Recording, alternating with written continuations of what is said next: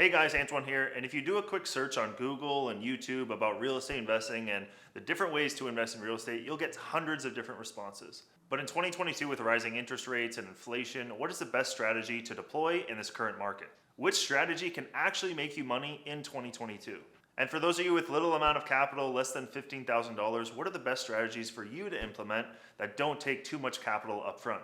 And for those of you with a full-time job and not much time to deploy into real estate investing, what's the best strategy for you to implement? And if you're one of those people that has bad credit or low credit, below a 640 credit score, and you can't go and get financing, what are some ways that you can still make money in real estate while you work on your credit? So over the last year, I've bought over 180 single-family home rental properties across the country. And personally, I think the best investment you can make right now is real estate and buying single-family home rental properties. And it's my goal through this channel to help you get there. But before we get into the video, please like and subscribe so that I can keep sharing with you guys my different strategies that I would personally implement in 2022. Now, without further ado, let's jump into the easiest way to get into real estate in 2022. And that is through turnkey rental properties. So personally, the easiest way to invest in real estate right now would be through turnkey rental properties. A turnkey rental property is when you buy a property from a company that already went and bought the house, renovated it, rented it out, they put a property management in place, they put a tenant in place, and then they're gonna help you get financing, insurance, and connect you with that local property manager. So if you have $30,000 or more saved up in the bank, W-2 or 1099 income, a good credit score, and you want to invest in real estate but you don't have the time, turnkey rentals are gonna be the best option for you.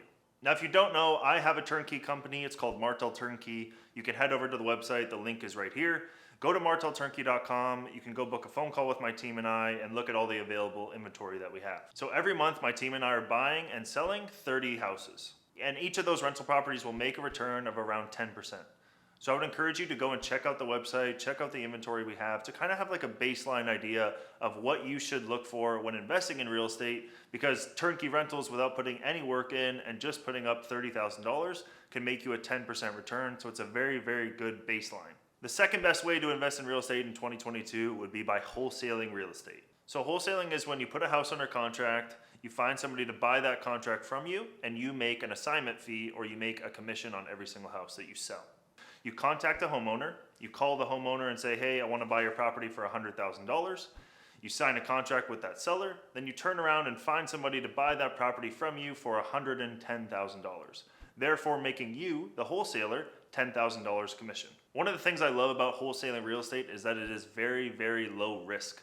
The reason why is you're just signing a contract with somebody and then assigning that contract. You're never having to buy that property. You never have to own any properties, get any loans, get any debt. The business of wholesaling is really just marketing, managing your marketing spend, and then managing your assignment fees. And as long as there's a delta there, you'll be making profit. And if you really have $0 or maybe you only have $1,000 to get started in wholesaling, there are some ways to find some free leads. And I would do that by first of all going and driving around your neighborhood and doing what's called door knocking. So walk up to houses that look vacant or dilapidated in your local neighborhood, knock on those doors and ask those sellers if they have any interest in selling, because you and your partners or your investors are looking to buy houses in the local neighborhood. Another way that I've heard a lot of people start off wholesaling is through Craigslist. So look for sale by owner houses on Craigslist or Zillow or Redfin. Call those homeowners and ask them if they would like to sell, because if so, you have a ton of buyers that were looking for properties that they are selling. There's also a ton of content online about wholesaling real estate and how it's the best way to invest with $0 in your bank account.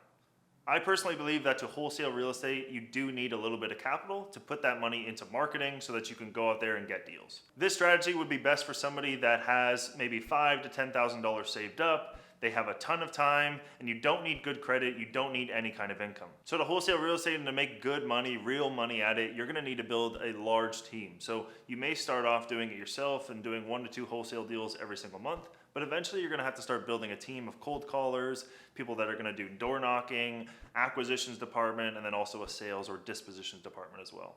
So to make real good money at it, you really have to put your head down for 1 to 2 years to start up this wholesaling business, because at the end of the day, it is a real legit business. If you don't have so much time, you may want to start off wholesaling just on the side. So maybe just do wholesaling on the weekends or after work or before work. Just hit the phones or start door knocking when you're not at your day job and see if you can build up some leads and build up some momentum that way. I would recommend, if you are trying to do this on the side, do wholesaling on the side, to keep your day job. Keep that money coming in from your day job job until your wholesaling business is making you enough money to where you can leave it. I've seen a ton of people leave their day jobs to start wholesaling full time when their wholesaling business is not making any money at all.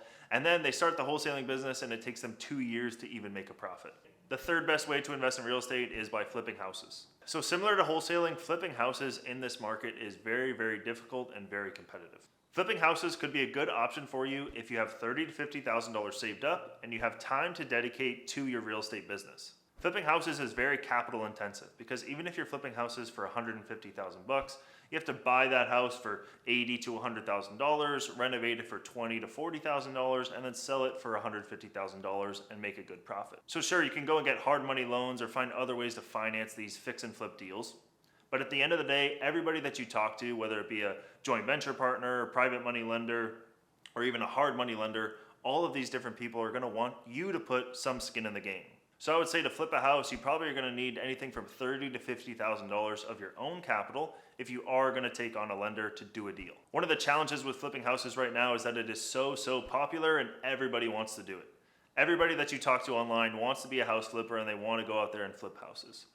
So when a house comes on the market that is a perfect flip, there are going to be so many offers over asking, and it's going to be very, very competitive. So while I said earlier that my team and I are buying 30 houses a month as rental properties, to find fix and flips, we would probably only be able to do one house a month as a fix and flip. But if you want to implement this strategy and you have $30,000 to $50,000, you have a hard money lender, and you have a realtor on the ground that can help find you some deals, I would start with 1 to 2 projects. Start with 1 to 2 very, very small renovation projects to test out your entire team. And the team that you're going to need on the ground is going to be a realtor and a contractor. When you're first starting off, start with some really, really light projects. $10,000 to $20,000 projects, test out the realtor. Test out the contractor, make a little bit of profit. It's not going to be much at the beginning, but then slowly scale up after that. So for the last couple of years, I've personally flipped over 500 houses, and only a few of those had over $60,000 in renovation costs. So personally, even today, after 500 deals, I like to keep my renovation costs relatively low. The reason why is because there's way, way less risk. When you get into renovation projects that are $60,000, $80,000, $100,000, there's a ton more risk. There's way more risk in change orders when they start taking off the drywall, what could be behind the drywall. So I like to stick to projects that are $20,000 to $40,000. So if you're out there looking for deals, don't do deals that are over $50,000 in renovation costs. Start with something super, super light, test out your system, test out your team, build a great CRM, and then scale up from there. So when you're flipping houses, you really make your money on the buy.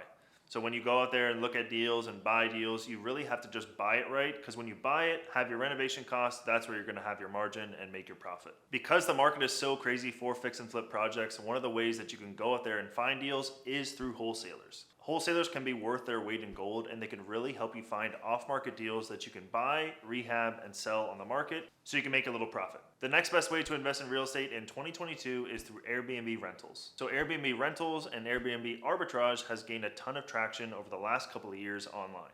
Airbnb rental is, let's say if you go and buy a single family house, you renovate it, you put some furniture in it, and you list it on Airbnb, and you actually own that property. The second way to invest, and probably the most popular right now, is through Airbnb arbitrage. This means you'll go find a house for rent, you'll rent that property, put some furniture in it, and then sublet it on Airbnb. So let's say you rent that single family house out for $1,000 a month. So long as you can rent it for more than that on Airbnb, then you'll be making profit. To start Airbnb arbitrage, it doesn't take much capital. You'll have to just put money down for the security deposit, you'll pay the first month's rent, you'll have to buy some furniture, and then you're just gonna have to make an Airbnb account and list the property on Airbnb. If you want to do Airbnb rentals and actually go and buy the property, obviously it's gonna take way more capital. You have to put the down payment, closing costs, and furniture. But that's why a lot of people have gotten started with the Airbnb arbitrage to kind of test out their Airbnb and Airbnb model, take that money from the Airbnb arbitrage, and then start buying their own properties later on. So personally, I think that Airbnb properties are very challenging and very difficult to manage. So that's why if you don't have much time to invest in your real estate business, I would not recommend Airbnb rentals. The reason why is you're pretty much buying a mini hotel. You have guests coming every night. They may stay for 1, 2, 3 nights. You have to schedule a cleaner. You have to schedule maintenance tickets. You have to handle photos and reviews and all this kind of stuff. Whereas with long-term rental properties, it takes way, way less time because you have one tenant living in a property for 2, 3, 4 years. Airbnb, you have a tenant living in a property for maybe 48 hours. So there's a lot more turnover, a lot more cleaning, a lot more expenses. So you really have to dedicate a lot of time to that business. So it's pretty crazy how many people are actually implementing Airbnb arbitrage. Because essentially what you're doing is you're going to a homeowner, approaching that homeowner and asking them if you can lease their house out on Airbnb, and you're going to guarantee that they're going to make a certain amount of money every single month. So I actually own an apartment building in Memphis, Tennessee, and I had a local person in Memphis call me and ask me to rent out 2 units to their business, and their business was Airbnb arbitrage. So he actually rented out 2 of my units at this apartment building, and he's paying me $900 a month for each unit. The reason I allowed this guy to rent out 2 of my apartment building units is because he provided so much value to me that I just had to accept. There's a couple of things that he did that allowed me to rent out the units on Airbnb. The first thing was a large security deposit, so we put a ton of money down to even just lease out the units. So he prepaid for 3 months of rent, he changed the locks, and he told me he would handle all maintenance tickets over the next 2 years. And he signed a 2-year lease for both of those units.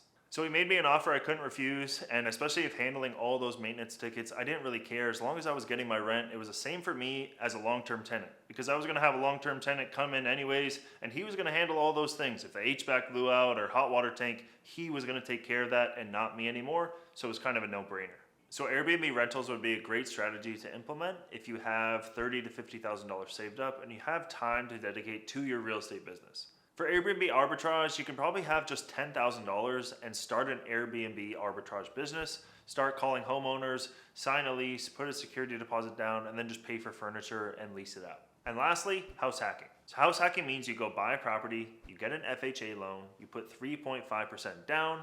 Let's say it's a duplex, so it has 2 units. You live in one unit, clean up the other unit, rent out the other unit, take the rental income from the other unit to pay for your living expenses. It essentially allows you to buy a property with very, very little capital out of your pocket, and you're able to live for free for the long run. Now, out of all the strategies that I've talked about today, this is the only strategy that is location based. I think all the other strategies can be done virtually, but house hacking cannot. The reason why is because when you're house hacking, you actually have to live in the property. And the FHA loan is actually going to require that you live in the property for at least 12 months. So depending on where you live, this strategy may or may not make sense. If you live in a Los Angeles or a San Francisco or a New York City, the strategy may not make sense because a duplex may sell for $1 million or $2 million. Now you're going to need a ton of capital to even just buy that property, and the rent that you make may not even cover the living expenses. So you may have to put $50,000 down to buy a duplex, $30,000 to clean it up, and then you may have to even spend $2,000 to $3,000 a month because the rent of the other unit doesn't even cover all the living expenses. But this strategy makes a ton of sense if you're in the Midwest or in the South or really anywhere besides the coast. Because then let's say you buy a duplex for $200,000, you put 3.5% down, you clean up both units, you rent out one of the units for a couple $1,000 a month, and now you get to live for free, and you really only have $15,000 out of pocket for all expenses. So depending on the market you live in, the fantastic thing about this strategy is because you're going to be living in one of the units, you can apply for this FHA loan. FHA loan will allow you to only put down 3.5%, which is ridiculous. So if you live in a market that's pretty affordable, you can just buy a property, put 3.5% down, and live for free. So this strategy is for you if you have $5,000 to $20,000, you're willing to live with other people, willing to live with roommates, or to manage the property that you live in, and willing to live right next to your tenants. I think that's one of the biggest drawbacks about house hacking is that you have to live next to other people that are paying you rent, and they may or may not know that you're the owner of the building and they're paying you rent every single month. But you only have to do it for 1 year, then you can move out and you can put another tenant in that building and make money from that property. It's a really amazing entry-level way to get your feet wet in real estate investing, and especially if you're paying so much money in rent in your local market and you want to live for free, this could be a really, really great option for you if you have a little bit of money saved up. So there's a couple of limits that the FHA has. So I'm going to put the loan limits down below because the FHA actually does have loan limits. The second thing to note is that the FHA loans can be on anything residential. And what residential means is anything from 1 to 4 units. So that's going to include single family houses, duplexes, triplexes, and 4-unit apartment buildings or quads. So the FHA was actually created as a first-time homebuyer program, but you can actually leverage that to buy a duplex, buy a 4-unit apartment building, live in one of those units, live there for 12 months, and then make it be a moneymaker for years to come. The other great thing is that you can use it multiple times. So you can buy one house with it today, own that property for 12 months, move out, and then re-leverage that FHA program again. So I think a really, really great strategy is to just do it every single year. Repeat this FHA loan process and house hacking process every single year. So every year you can go in your local market and buy 4 units without very much capital out of your pocket.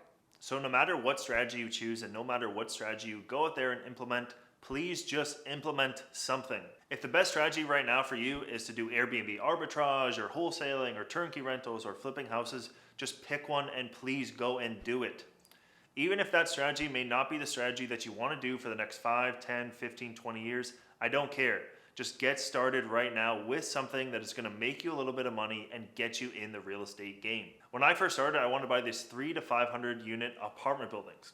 But when I first started, I didn't have enough money, I didn't have enough capital, I didn't know anybody, I didn't have the lenders, I didn't have anything that would help me buy those 300 to 500 unit apartment buildings. So I got started buying a single family house. I got started buying a house for $35,000. And I had no idea how that $35,000 house was gonna lead me to buy a 300 to 500 unit apartment building. But I just wanted to get in the game. I knew that once I bought that property, I could then go to networking events and start talking to people, rubbing elbows with people that were doing deals of that size. And that's what I would recommend to you. Get started with something, because then you can go to those networking events, you can go on social media, talk about what you're doing, and meet other like-minded individuals because you're in the game now. You can now provide some insight about what your strategy is, what you're doing, how you're implementing it to other people, and for that they can provide value about what they're doing, and you can see if you should change your strategy after that. So the best time to get started in real estate was 20 years ago, but that's a little too late, so the second best time is right now. Please go out there and get started. So hopefully this video was helpful to you because there is so many different strategies. I just wanted to choose the top 5 strategies that I believe are the best to implement right now. So please like and subscribe because I'm going to be putting out way more content about these individual strategies. I want to make some videos that goes even deeper into these different strategies about flipping houses, Airbnb arbitrage, and even give you guys some real life examples of deals that I've done in the past. Thanks so much, and I'll see you guys soon.